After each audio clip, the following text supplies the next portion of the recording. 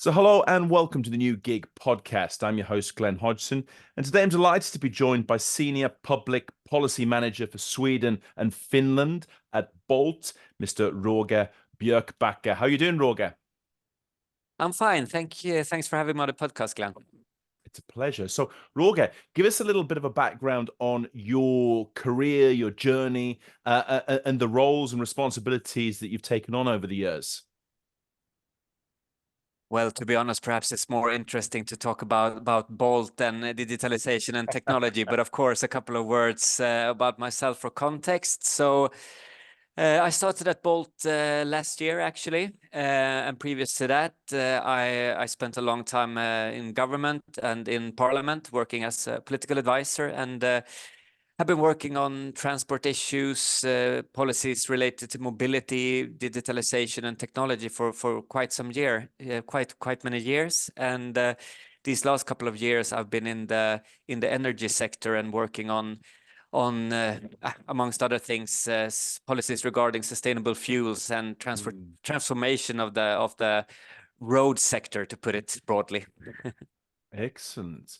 Well, given that background and that context, you're ideally placed to be able to look at the current and the future shape of mobility and how is digitalization and also technology changing this space? What's the impact it's having and will have on mobility, Roger?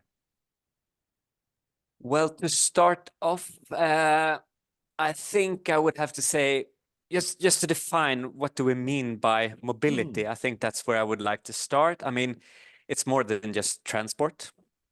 It's about connecting workers to jobs. It's about connecting consumers to goods. It's about connecting people to their loved ones. It's about a lot of other things than what we perhaps usually think of when we think about transport. And of course, there are and has for some time been a number of drivers when it comes to how digitization is impacting mobility. And of course, I mean, we have things like major progress in digital technology such as AI. I mean, the buzzword of today, so to say. We have the Internet of Things, the IoT, another buzzword we hear of.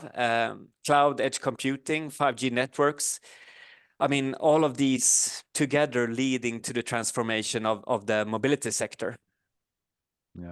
Yeah, absolutely. And it's evolving all the time. I think it's good that you put this definition in place, Roger, because yes, it people seem to view this just maybe sort of out of ease more than anything else and a lack of understanding. They see it in very sort of simple terms. It's just transport getting from place to place, whereas the reality is much more complex and much deeper than that in terms of how it works for society, the economy, and everyday life more broadly. And I mean, I think governments, regions, cities are more and more sort of realizing that from a consumer perspective, I mean, what a consumer wants is sort of seamless transportation. I mean, that's what we want. I mean, not to become too philosophical, but I mean, talking about mobility and what I do on an everyday basis, that is shared mobility. I mean, things haven't changed that much during the last 200 years. I mean, was it 1826? You had the first bus, the omnibus in Nantes in France. I mean, it was a horse carriage, to be honest, with 16 people, the first bus line. I mean, shared mobility 1.0 in a way. And then, I mean, you being English, was it the first underground from Paddington Station, 1840s, 1860s, something like that? The first underground in the world, also shared mobility. And I mean, in essence, what has always been at the core is sort of a human need and a human desire to move from point A to point B. And in essence, the basics have more or less since then been the same. We want it to be clean, we want it to be effective, and we want it to be safe. And those things haven't really changed. I mean, and that's where digitization and technology has come in during these last years and sort of made the great leap possible, and Yeah. making it easier to be cleaner when we move around, to make it more safe, and above all to make it more effective. And that's not least where we at Bolt come in as well. Yeah, absolutely. And I think this is an important element to think of here, the role of how this is helping cities and city planning and just making cities more livable as well, I guess, Roger. Yeah, well, I mean, sort of that's sort of the core part of our business, of course. And I think more and more cities are sort of realizing that Yeah. at a different pace, of course. For me, working with Sweden and Finland primarily, of course, this is sort of a disclaimer from my side. I think you could do a podcast on each country and each region, of course.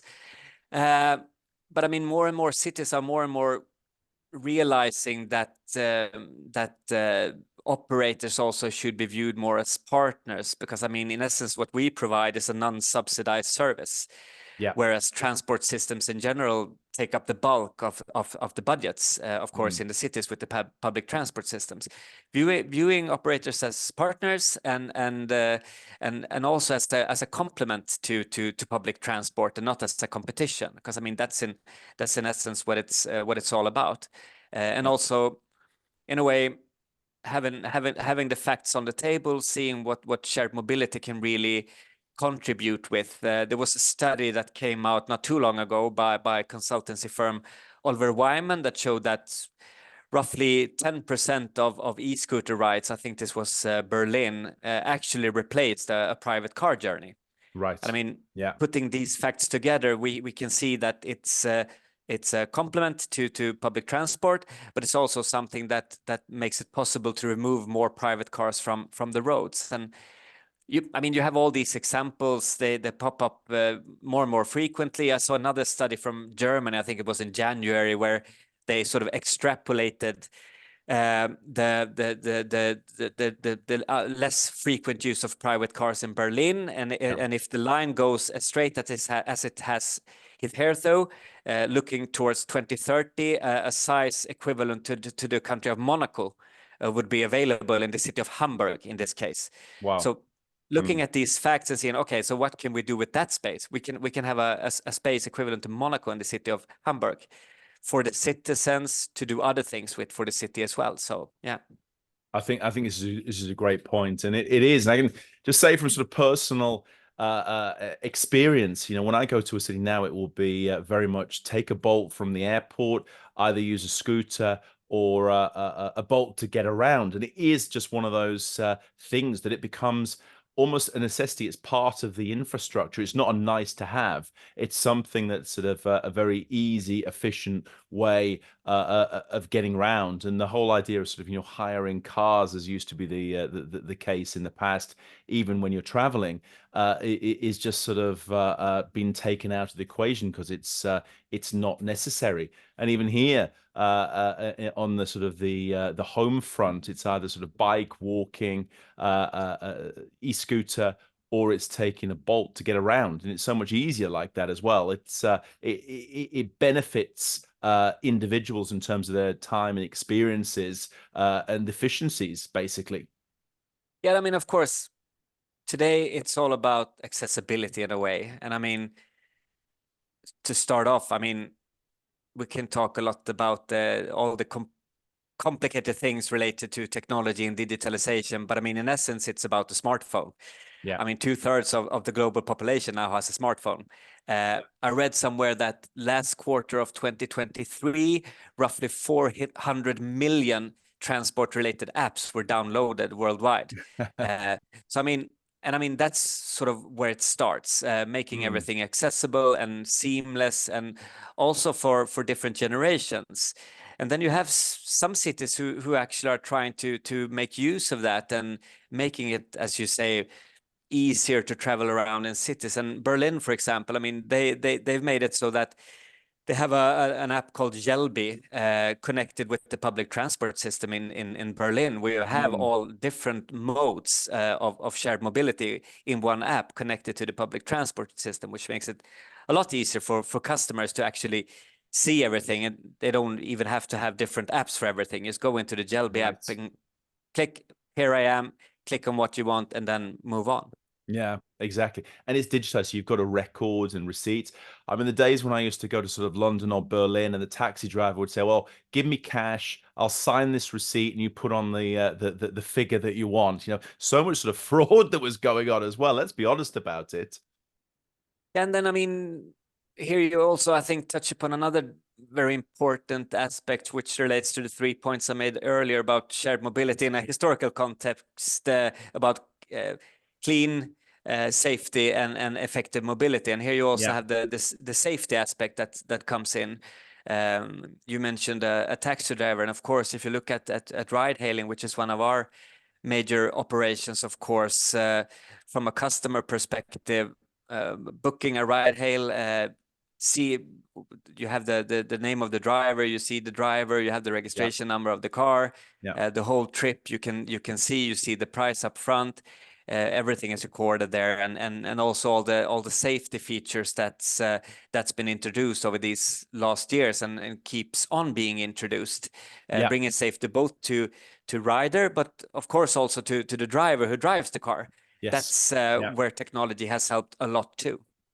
Yeah, absolutely it is. And I think sort of this level of safety and protection when using the sort of the services is a crucial point and something that's sometimes forgotten. And you know, talking about cities though, Roger, how open are they? Are they different in their approaches? Some see you as a partner, some see you as an enemy. How's the range of experiences that you've got?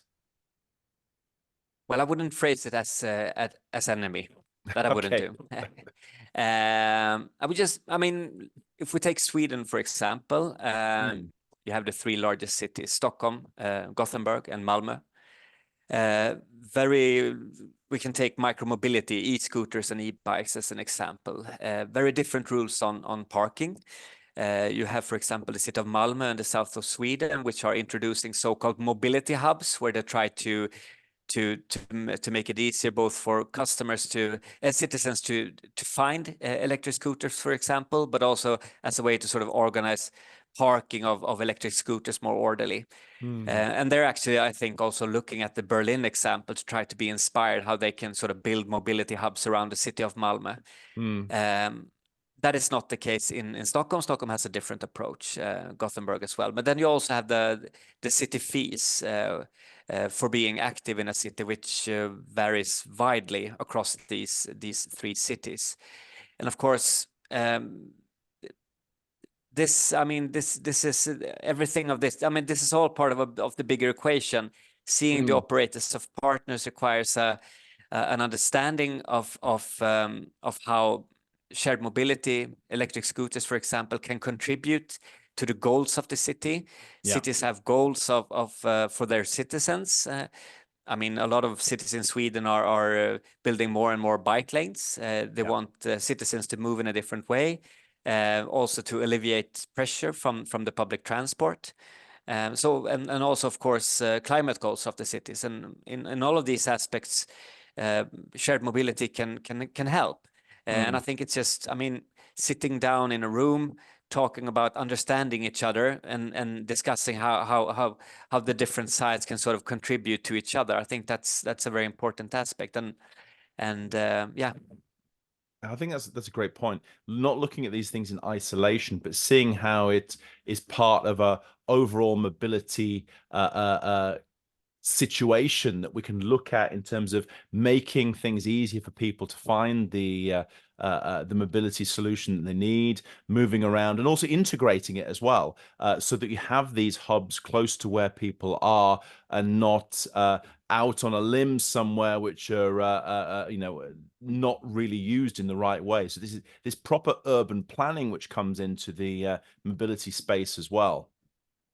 It is. It really is. And I know, for example, that the city of Gothenburg right now, or Västtrafik as it's called in Sweden, the public transport Okay. system is actually looking into integrating the APIs for electric scooters into their public transport app. So things are really happening. Things are really happening. But of course, I mean, it's also depending on national context, what kind of responsibility does the national level have, the regional Yeah. level, and the city level? I mean, and that's where it sort of gets more complicated. Um, the national level, for example, regulates taxi ride hailing. But it's more the city level that regulates the micromobility issues, e-bikes and e-scooters. And then it's quite often in Sweden, it's the regional level that has the responsibility of the public transport. Okay. So of course, putting all Yeah. these three things in a tumble and twirling it around, I think it's also necessary to see that different levels of government have to be present and understand both the possibilities and the challenges. Which makes more work for you, Roger, as well, because there's not just one person you speak to. You need to have this kind of network of individuals and contacts to be able to get this holistic approach to mobility that we're talking about.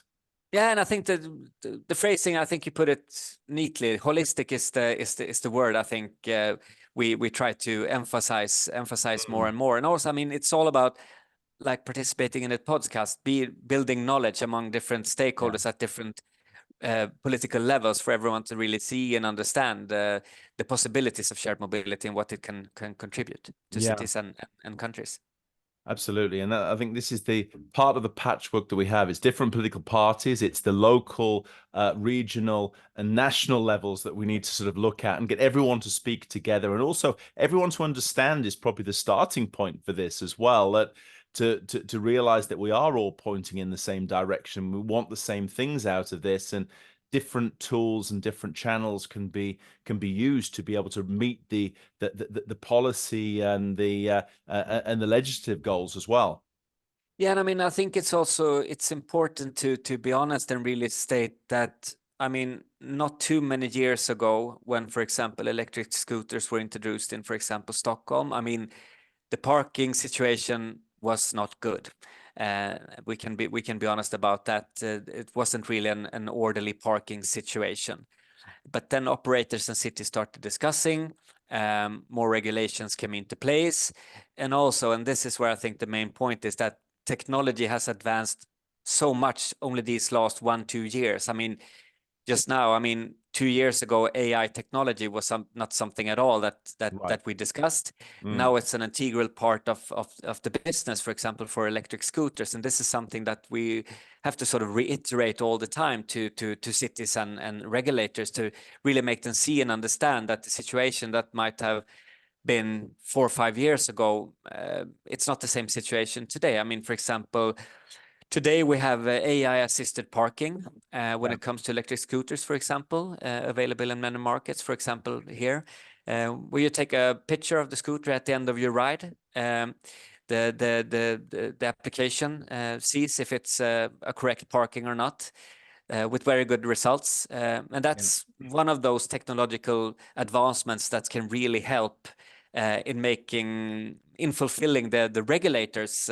needs, which is, of course, an orderly parking in the city of electric scooters. So that's, and these things have to be sort of reiterated time after time, because I mean, people change, and the business has, I mean, irrespective of political fluctuations, we need consistent frameworks, consistent regulations, and we need a consistent understanding from the regulator side on what we're actually doing. Yeah, no, absolutely. And when it comes to this strategy on shared mobility, what's the kind of the main things that the decision makers and opinion formers should be looking at in terms of putting together their strategy for now, but also something that's a little bit future proof as well? I mean, on the one hand, we have this sort of constant, I mean, what we always say when we discuss regulatory frameworks, I mean, it needs to be consistent, and it needs to be long term. But in essence, I think it's a lot about, as I've said now a couple of times, just making everyone aware of where is shared mobility today, as opposed to where it's been, was sort of 10-15 years ago, and what do we see in the future, and sort of really educating regulators as well on what's happening and what the contributions can actually be. Because I mean, also, for example, at Bolt, of course, we have ride hailing, and that's one type of regulation. We have micromobility, that's another. We have car sharing, Bolt Drive, which is another type of regulation. And then only beginning of this year, we launched Bolt Send parcel delivery in a couple of countries. And these are, I mean, all of these, and we have Bolt Food and Bolt Market, and these, I mean, different regulations at different levels. So I think we'll come back to that it's really about making everyone aware of the challenges that we call them verticals, what each of these sort of modes are challenged with.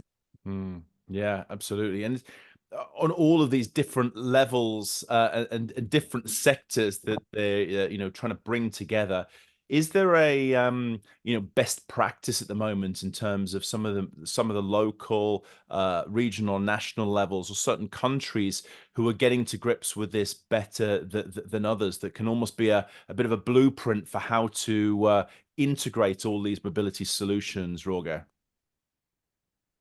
Well, again, from my perspective, working in two countries, Finland and Sweden, which are quite large when it comes to land surface, Really, but with a couple of large cities and that are large chunks of rural areas.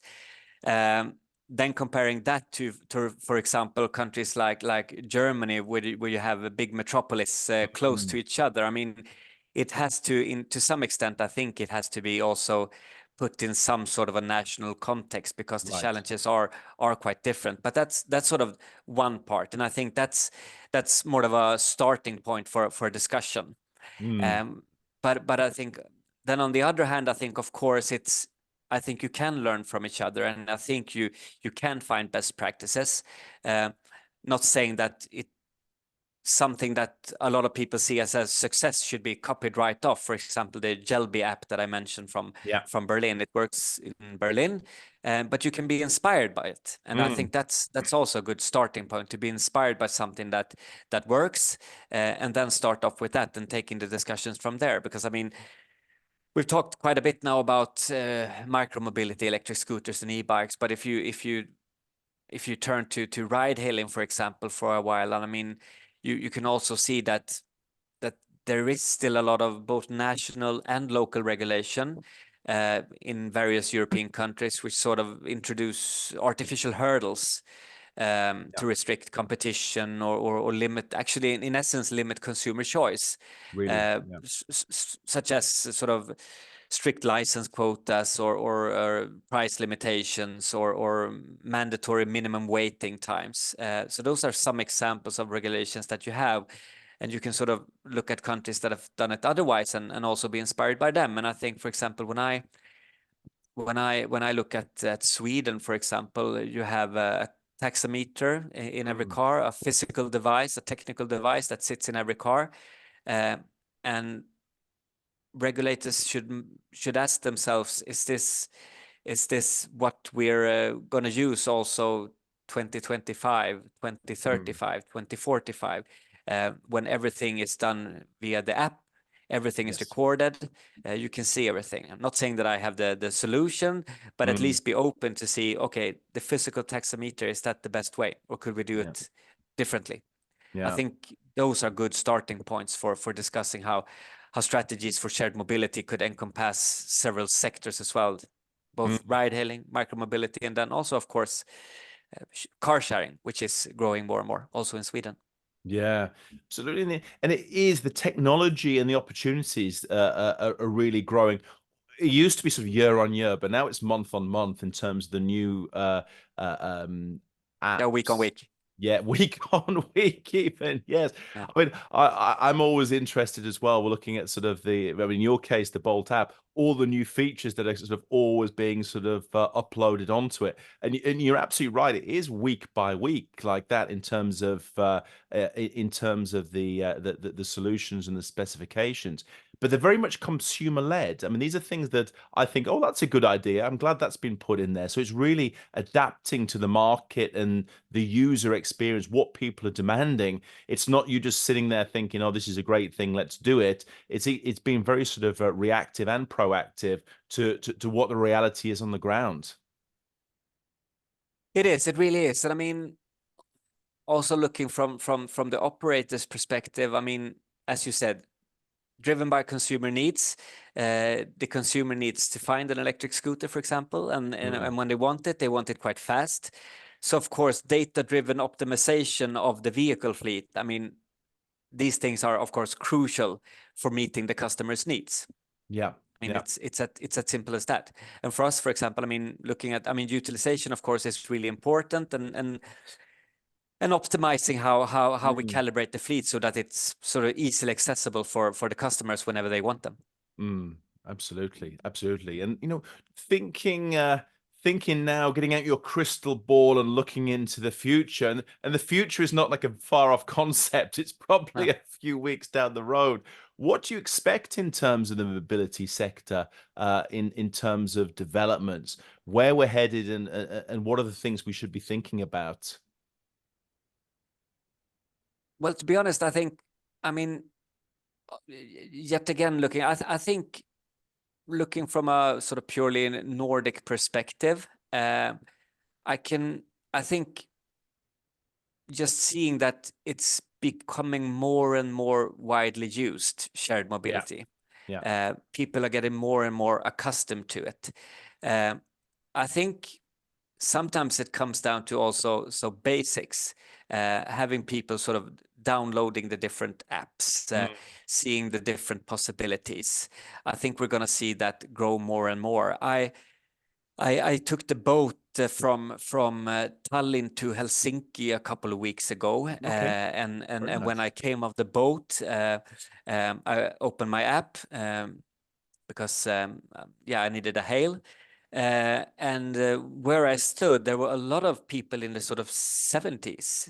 Some I think were even 80 plus who also picked up their phones. And I saw them went Great. into different apps. Yeah. And I think, I mean, getting more and more people accustomed to the possibilities and that the option is actually out there. I think from my perspective, where I am in the Nordics, I think that's a really important step. And also I can really see that there is actually a big interest and need from at least from the city side, Yeah. but also from public transport authorities to actually look deeper into seamless connectivity between operators and public transport Mm. services. So I think that's I think yeah, from a Swedish and Finnish perspective, I really think that's something that's not too many years ahead actually.